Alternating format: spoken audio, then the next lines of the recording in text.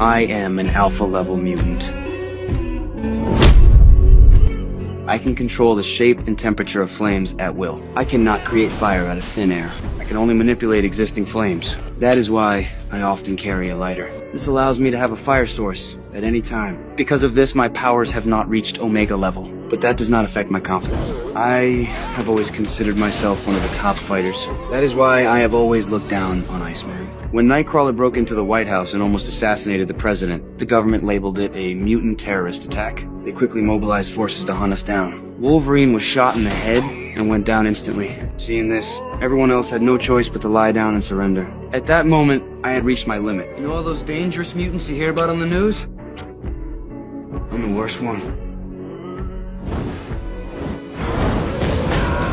I flicked my lighter and ignited flames. I used my powers to attack with precision. Police on the scene were quickly taken down. Kitty Pryde, seeing my destructive power, grabbed my feet to weaken me, and the flames slowly went out. At Professor Charles Xavier's academy, I always felt like I was treated like a student, controlled and suppressed.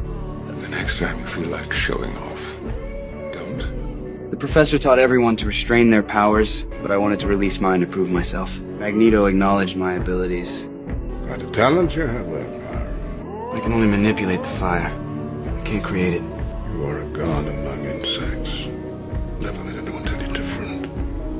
In the end, I chose to join his side. Later, in coordination with Magneto, he would throw cars, and I would ignite them, hurl them into the battlefield. The feeling was incredible. Finally, Magneto made me face Iceman. I had been dominating him before, so I was confident I could beat him this time. As the ignition device activated, our duel officially began. At first, I continued to crush Iceman. I started mocking him. You're in over your head, Bobby. Maybe you should go back to school. I was about to win when Iceman suddenly changed his form. He showed no fear of the flames, grabbed my hands, and slammed me into the ground. You never should have left.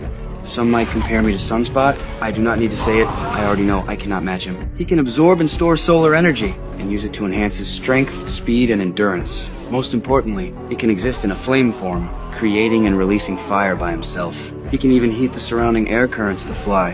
As for me, I initially could only create flames with a lighter and control them. I was just playing with fire. That guy can generate fire on his own and has so many additional skills. In front of him, I can only be the little brother.